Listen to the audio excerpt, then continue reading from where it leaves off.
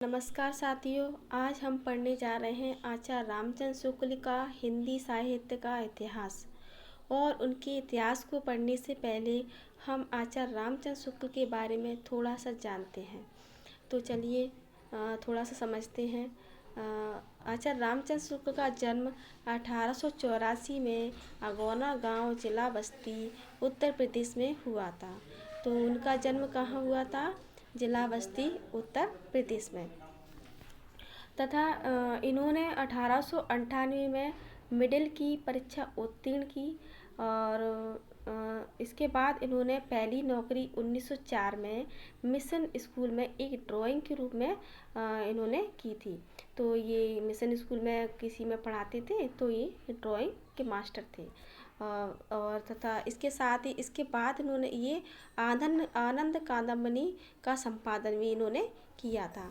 नागरिक सभा जो कि एक पत्रिका थी, और उसमें भी इन्होंने हिंदी कोश के में एक सहायक संपादक के रूप में इन्होंने कार्य किया था, जो कि काशी में है। 1919 में ये क्या विश्वविद्यालय, यानी कौन सी विश्वविद्यालय? हिंदू विश्वविद्यालय में अध्यापन के कार्य इन्होंने किया। अध्यापन कराते थे हिंदी विश्वविद्यालय में। और ये 20वीं शताब्दी के एक अच्छे साहित्यकार और एक अच्छे निबंधकार और कवि के रूप में उभरे आचार्य रामचंद्र शुक्ल जी। इनकी कुछ कृतियाँ हैं, जैसे कि हिंदी साहित्य का इतिहास, इसको हम पढ़ेंगे और पढ़ने की कोशिश करेंगे। और हिंदी शब्द सागर, चिंतामणि और नागरिक विचार सभा काशी पत्रिका है, जिसमें इन्होंने कार्य किया है। तो चलते हैं और उनके इतिहास के बारे में थोड़ा सा समझते हैं। और अगर कुछ त्रुटियां हैं तो आप मुझे इससे अवगत कराएं, मैं इसको सही करने की कोशिश करूँगी। तो पढ़ते हैं। तो हिंदी के प्रथम संस्करण के बारे में हम जानते हैं। तो हिंदी के कवियों का एक बृहत संग्रह शिव सिंह सैगल ने सन 1833 में प्रस्तुत किया। हिंदी के कवियों का, तो ये हिंदी को कवियों का, यानी कि पहले हिंदी साहित्य के इतिहास लिखे जा चुके थे, जैसे कि फ्रेंच भाषा में जो कि पहला हिंदी साहित्य का इतिहास था, जिससे आप वाकिफ होंगे, आपको पता होगा ये किसका था। और अंग्रेजी का भी था। तो सबसे पहले हिंदी की कवियों का एक बृहत संग्रह शिव सिंह सैगल ने 1833 में प्रस्तुत किया। तो आप इसको दिनांक को याद रखना, तथा मतलब कि इस डेट को। और इसके पीछे सन 1889 में डॉक्टर सर जॉर्ज गियसन ने modern vernacular literature of northern Hindustan के नाम से वैसा ही एक बड़ा बृहत संग्रह निकाला। तो मित्रों, जैसे कि आपको ये एग्जाम में काफ़ी प्रश्न पूछे जाते हैं, बड़ा बृहत संग्रह या बड़ा भारी बृहत संग्रह या प्रकांड बृहत संग्रह। तो इसके बारे में आप थोड़ा जानते चलिए कि बृहत संग्रह किसने लिखा था, बड़ा भारी बृहत संग्रह किसने निकाला, और प्रकांड या कि बड़ा भारी बृहत संग्रह किसने निकाला। तो बृहत संग्रह शिव सिंह सैगल ने, जैसा कि 1833 में, जैसे कि आप जान चुके हैं। और बड़ा बृहत संग्रह जो कि जॉर्ज गियसन के नाम से है, मतलब उन्होंने निकाला। और एक बड़ा भारी बृहत संग्रह, यानी कि उन्होंने कम से कम 5000, लगभग 5000 कवियों का अपन उसमें जिक्र किया है। तो वो कौन थे? मिश्रबंधु, जो कि 3 भाई थे, गणेश, श्याम और सुखदेव बिहारी। तो आप इसको जानते चलिए। आगे हम पढ़ते हैं। काशी की नागरिक विचारी सभा का ध्यान आरंभ में ही इस बात की ओर गया कि सहस्त्र हस्तलिखित हिंदी पुस्तकें देश के अनेक भागों में राज पुस्तकालयों तथा लोगों के घरों में अज्ञात पड़ी हैं।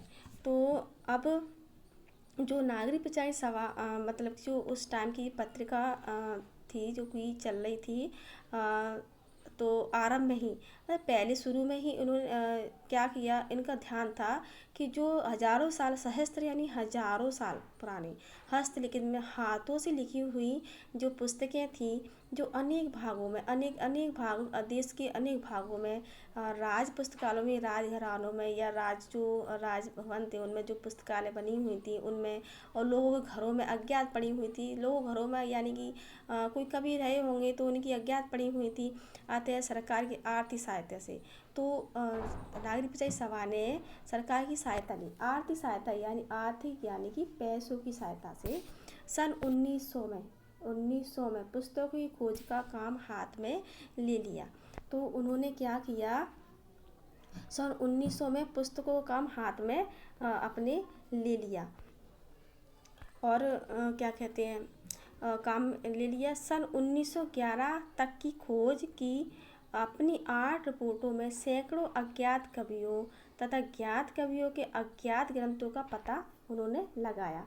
तो कितनी रिपोर्टों में, 8 रिपोर्टों में। और उन्होंने कब हाथ में लिया था, 1900 में, ये याद रखना, 1900 में हाथ में लिया था, और 1911 तक की रिपोर्ट उन्होंने पेश की थी, यानी कि 11 वर्ष तक का उन्होंने उस पर काम किया। जितनी जो कवियाँ थी, कवि जो उनकी रचनाएं थी, और जो जिसके बारे में किसी को पता नहीं था, उनको उनको इन्होंने लाया, उनको सबके सामने सबको दिखाया कि हाँ ये कवि, इनकी ये रचनाएं थी।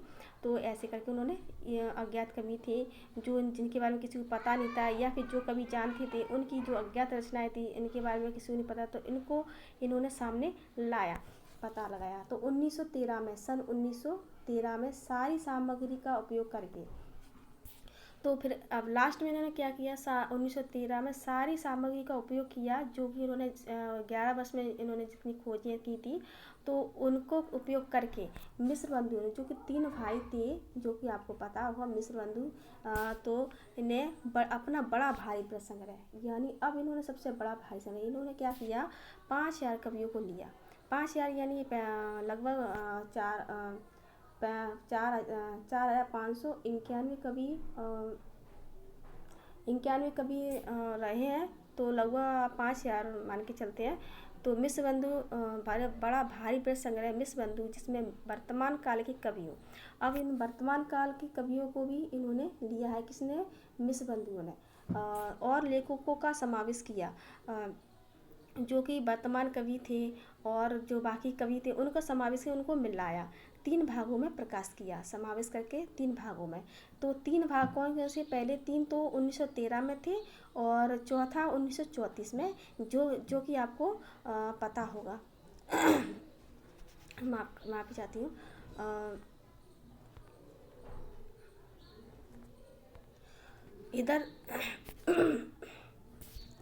इधर जब से विश्वविद्यालयों में हिंदी की उच्च शिक्षा का विधान हुआ, तब से उसके साहित्य की विचार श्रृंखलाबद्ध इतिहास की आवश्यकता का अनुभव छात्र और अध्यापक दोनों कर रहे थे। अब इधर मतलब कि विश्वविद्यालयों में उच्च शिक्षा की विधान के लिए, उच्च शिक्षा के लिए हिंदी का उच्च शिक्षा पढ़ाने के लिए साहित्य की श्रृंखलाबद्ध विचार श्रृंखलाबद्ध इतिहास की आवश्यकता का अनुभव यानी छात्रों को और अध्यापक को दोनों को भी हिंदी साहित्य के बारे में पढ़ने की मतलब आवश्यकता अनुभव हुई। और शिक्षित जनता, ध्यान रखना, शिक्षित जनता जिन प्रवृत्तियों के अनुसार हमारे साहित्य के रूप में जो परिवर्तन होते आए, जिन प्रभावों की प्रेरणा से काव्य धारा की भिन्न भिन्न शाखाएं फूटती रहीं, उन सबके सम्यक निरूपण तथा उनकी दृष्टि से किए हुए सुसंगत काल विभाजन के बिना साहित्य का इतिहास का सच्चा अध्ययन कठिन दिखाई पड़ता है। तो शिक्षित जनता की जिन प्रवृत्तियों यानी विशेषताओं के अनुसार हम साहित्य के स्वरूप को जो परिवर्तन होते हैं, मतलब साहित्य, अब शिक्षित जनता है तो साहित्य में परिवर्तन तो होते ही हैं, जैसा कि जैसी मतलब जनता बोला है ना कि जनता की चित्रवृत्ति का ही चित्रवृत्ति का ही साहित्य में प्रतिबिंब है, ऐसा करके आचार्य रामशंकर ने बताया है कि जैसी जनता की चित्रवृत्ति वैसा ही उसका साहित्य होगा। तो ऐसे ही जिन प्रभावों की प्रेरणा से काव्य धारा के की भिन्न भिन्न शाखाएं फूटती रहीं, तो उनके प्रभाव से, जैसे उनके प्रभाव की प्रेरणा से, जैसे कि तो भिन्न भिन्न शाखाएं फूटती रहीं, उनके सम्यक निरूपण तथा उनकी दृष्टि से की हुई सुसंगत काल व्ययन के बिना साहित्य का इतिहास सच्चा का अध्ययन कठिन दिखाई पड़ता था। 700 से 800 वर्षों तक की संक्षिप्त पूंजी। अब आचार्य रामचंद्र शुक्ल ने कितने वर्षों का अपना मतलब इतिहास रखा है, मतलब 1000 वर्ष तक का। अब 900 वर्ष भी आते हैं, तो 1000 वर्ष तक लगभग मान के चलते हैं। ग्रंथ राज सामने लगी हुई थी, तो आचार्य रामचंद्र शुक्ल के सामने 700 से 800 तक की जो ग्रंथ राशियाँ थीं, जो उन्होंने इकट्ठी सामग्री की थी, तो वो उनके सामने लगी हुई थी। ऐसी निजी सारणियों की उद्भावना नहीं हुई थी जिसके अनुसार सुगमता से इस प्रभु सामग्री का वर्गीकरण होता। तो ऐसी कोई ऐसी कोई सारणी उद्भावना नहीं की थी। आचार्य रामशुक्ल के बोल रहे हैं कि जिनके अनुसार हम आराम से सुगमता मतलब आराम से उस सामग्री का वर्गीकरण कर सकें। भिन्न भिन्न शाखाओं के हजारों कवियों की केवल कालक्रम से गुथी हुई उपर्युक्त व्रतमाला साहित्य के इतिहास के अध्ययन में कहाँ तक सहायता पहुँचा जा सकती थी। सारे रचना काल को केवल आदि, मध्य, पूर्व, आदि, उत्तर इत्यादि खंडों में आँख मूंद कर बांट देना और यह भी न देखना कि खंड के भीतर क्या आता है क्या नहीं, किसी व्रत संग्रह को इतिहास नहीं बना जा सकता। तो ये वाला फैक्ट अक्सर एग्जाम में पूछा जाता है, तो आप इसे हाईलाइट कर लेना कि सारे रचना काल के मैं केवल। तो ये आचार्य रामशुक्ल ने ऐसे कि आदिकाल को या मध्यकाल को पूर्व ऐसे ही बांट देना, ऐसे नहीं बांट सकते। अगर आदिकाल की क्या विशेषता, उस टाइम की कैसी क्या प्रवृत्ति रही होगी, उस टाइम में क्या प्रचलन में रहा होगा, तो उसको रख के मध्यकाल में क्या था, पूर्व मध्यकाल में, उत्तर मध्यकाल में क्या था, उसी में अगर हम उसी को आके बूंद कर बांट दे दें तो ये कोई इतिहास नहीं होगा। तो ये उन्होंने मतलब कि इनडायरेक्ट विश्वबंधु के बारे में बोला है। 5 या 6 वर्ष हुए छात्रों के उपयोग के लिए मैंने कुछ संक्षिप्त नोट तैयार किया, यानी कि पहले रामचंद्र शुक्ल पढ़ाती हूँ, मतलब मैंने जैसे कि पहले शुरू में बताया था कि वो हिंदू विश्वविद्यालय में अध्यापन कराया, तो उन्होंने एक संक्षिप्त नोट तैयार किया था पढ़ाने के लिए, बच्चों के लिए एक संक्षिप्त नोट उन्होंने छोटा सा नोट तैयार किया था, जिसमें परिस्थिति के अनुसार शिक्षित जन समूह की बदलती हुई प्रवृत्तियों को लक्ष्य करके हिंदी साहित्य के इतिहास के काल व्ययन और रचना की भिन्न भिन्न कोटि शाखाओं के निरूपण का एक कच्चा ढांचा तैयार किया। तो एक उन्होंने एक छोटा सा नोट्स बनाया, उसमें उन्होंने क्या किया कि उस तरफ उस बदलती हुई जो गई शिक्षित जन समूह की बदलती हुई प्रवृत्ति, यानी कि अब पढ़े लिखे लोग थे, तो उसके हिसाब से उस बदलती हुई विशेषताओं के को लक्ष्य करके हिंदी साहित्य के इतिहास को क्या किया, आचार्य रामशुक्ल ने बांट दिया काल व्ययन में और रचना काल की भिन्न भिन्न शाखाओं में उन्होंने बांट दिया। उन्होंने अलग अलग एक कच्चा ढांचा उन्होंने तैयार किया, जिसे हम हिंदी शब्द सागर के नाम से भी जानते हैं। तब पहले उन्होंने एक कच्चा ढांचा जो तैयार किया था वो हिंदी शब्द सागर के रूप में जाना जाता। उसके बाद उन्होंने उसी में भूमिका के रूप में भाषा, उसी की भूमिका में क्या लिखा, भाषा और साहित्य के विकास उन्होंने नाम दिया। फिर उसके बाद हिंदी शब्द सागर उनको मतलब क्या ठाके उन्होंने बदल के भाषा और क्या कहते हैं, भाषा और साहित्य का विकास नाम उन्होंने स्थिर किया, उन्होंने ये नाम रख दिया। अतः एक नियत समय के भीतर ही यह इतिहास लिखकर पूरा करना पड़ा। अब उन्होंने जल्दी में ये मतलब कि लिखा था, क्योंकि उस टाइम पर आवश्यकता थी बच्चों को पढ़ाने के लिए, शिक्षकों को, तो इसलिए उन्होंने जल्दी से उनको लिखा।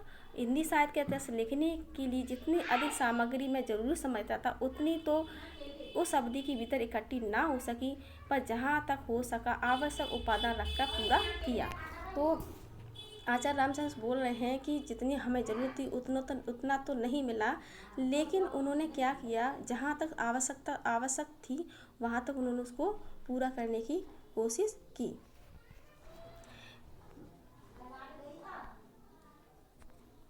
इस पुस्तक में जिस पद्धति का अनुसरण किया गया, जिस पद्धति का, तो कौन सी पद्धति का अनुसरण किया गया, तो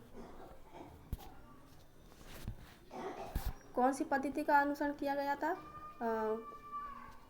विधेयवादी पद्धति का। तो कौन सी विधेयवादी विधेय मतलब कि पद्धतियाँ हैं। कालक्रम पद्धति है, वर्णाक्रम पद्धति है, तो और वैज्ञानिक पद्धति भी है, ऐसे कि हिंदी साहित्य में लिखने के लिए। तो इन्होंने आचार्य रामसूत्र शुक्ल ने विधेयवादी पद्धति का प्रयोग किया है। तो इस पुस्तक में जिस पद्धति का अनुसरण किया है उसका थोड़े में उल्लेख कर देना आवश्यक जान पड़ता है।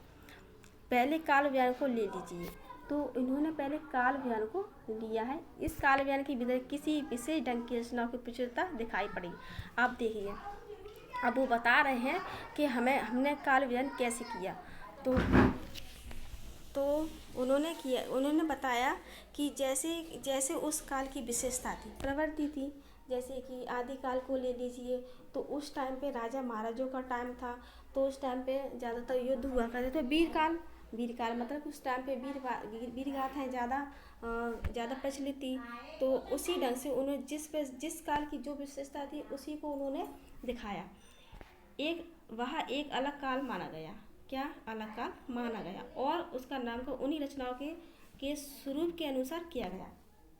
अब उन्होंने उस काल को अलग नाम दिया और उसी की जो विवृत्ति थी उसी के हिसाब से उन्होंने उसका नाम रख दिया। इस प्रकार काल का एक निर्दिष्ट सामान्य लक्षण भी बनाया जा सकता था। किसी एक ढंग की रचना की प्रचुरता से अभिप्राय यह है कि दूसरे ढंग की रचनाओं में से चाहे किसी एक ढंग की रचना को ले, यह परिणाम में प्रथम के बराबर न हुई, या ना कि यह नहीं कि और सब ढंगों की रचना मिलकर भी उनके बराबर ना हो। जैसे यदि किसी काल में 5 ढंग की रचनाएं हैं, 5, 10, 5, 6, 7, 2 क्रम में मिलती हैं, तो जिस ढंग की रचना की 10 पुस्तकें हैं उसकी प्रचुरता कहीं जाएगी। तो मैं आपको बता देना चाहती हूँ, मतलब कि इसमें बुक में, तो मैं आपको सिंपल बता देती हूँ कि इसका मतलब राजा रामसूत्र ये बोल रहे हैं कि जैसे कि कोई 10 पुस्तकें मिल रही हैं, हमें किसकी मिली हैं?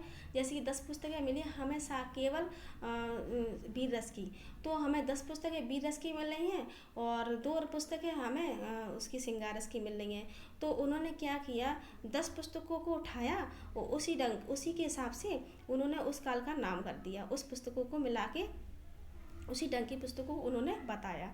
तो जिसकी पुस्तकें ज़्यादा होंगी उसी के हिसाब से उस प्रवृत्ति का उन्होंने नाम रखा था। इस ढंग से रचना की पुस्तकें थी उसी प्रचुरता में कही जाएगी। यद्यपि शेष ढंग की पुस्तकें सब मिलाकर 20 हैं, तो भी यह तो हुई पहली बात। अब ये पहली बात थी कि जिस ढंग की जो पुस्तकें थी उसी को उन्होंने उसको नाम दिया। दूसरी बात यह है कि ग्रंथों की प्रसिद्धि किसी काल के भीतर किस ढंग की जिस एक ढंग के बहुत अधिक ग्रंथ प्रचलित चले आते हैं उस ढंग की उस रचना के लक्षण के अंतर्गत मानी जाएगी।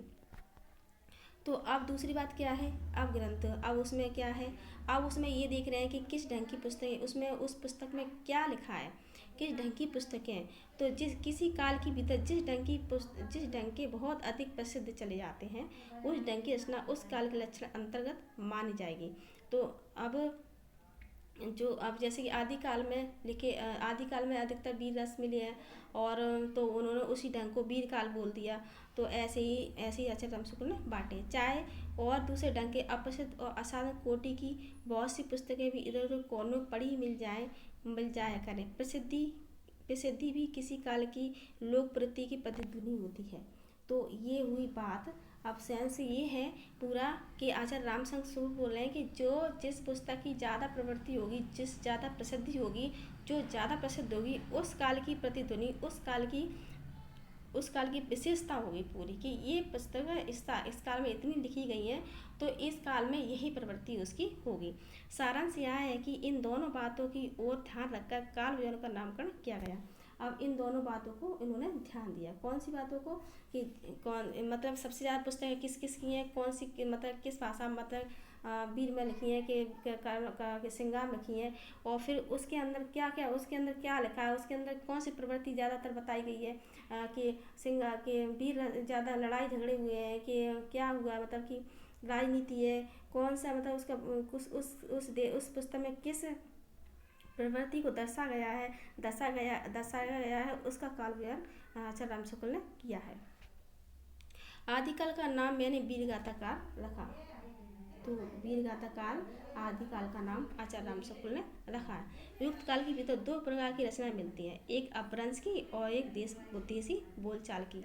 तो आदिकाल में दो रचना काल वीरगाथा काल तो उन्होंने रखा था नाम, तो जैसा कि आपको पता है, तो उसमें भी दो प्रकार की रचना मिलती है, एक अपभ्रंश की, जो कि अपभ्रंश यानी कि अपभ्रंश की एक साहित्य भाषा, उस टाइम की साहित्य भाषा मानी जाती थी।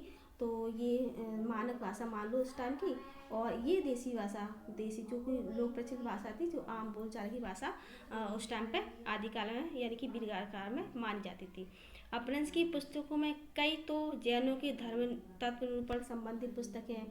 तो अपभ्रंश में जो कि जैन धर्म की पुस्तकें थी, तो जो कि साहित्य कोटि में नहीं आती। अब इन्होंने क्या किया है, आप आचार्य रामचंद्र शुक्ल ने जो कि जैन साहित्य की पुस्तकें थी उनको साहित्य कोटि में नहीं माना है, नहीं आती हैं, और जिनका उल्लेख केवल यह दिखाने के लिए किया गया है कि अपभ्रंश भाषा के कब से हो रहा है।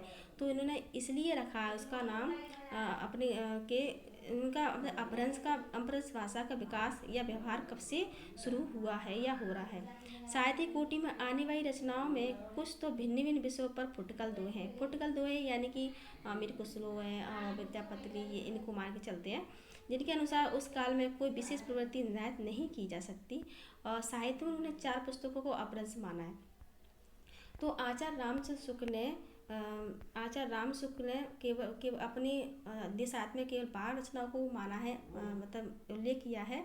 तो 12 रचनाओं में से 4 तो उन्होंने अपभ्रंश की मानी है, और 4 ये, और बाकी की जो बची 8, तो 8 को उन्हें देसी भाषा का ग्रंथ माना है। तो 4 ये हैं जो कि जो आपको याद रखना चाहिए अच्छे से, क्योंकि एग्जाम में हमेशा पूछी जाती हैं कि आचार्य राम शुक्ल ने कौन सी रचनाएं जो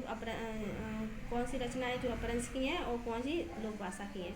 और बाकी की इन्होंने 9 जो अपने ग्रंथ हैं उनको इन्होंने वीर माना है, और बाकी 3 ग्रंथ हैं जो जिससे इन्होंने वीर रस की कोटि में नहीं रखा है, जिसे हम आगे चर्चा में करेंगे। तो अपभ्रंश में अपभ्रंश की कौन कौन सी रचना है, विजयपाल रासो है, मीर रासो, कीर्ति लता, कीर्ति पताका, और ये देसी भाषा जो 8 पुस्तकों जो कि लोक भाषा के रूप में जानी जाती हैं, तो इनमें कौन कौन सी थी, कुमार रासो है, विचलदेव रासो, पृथ्वीराज रासो, जयचंद्र प्रकाश, जय मयंक, जय चंद्रिका, परमार रासो, आला का मूल नाम है, इनका मूल रूप माना जाता है परमार रासो को, और खुसरो के पहेलियाँ और विद्यापति जय।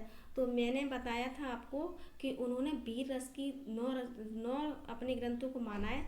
तो 9 मैं आपको कौन से बताती हूँ, 9 और 3 किसको नहीं माना है।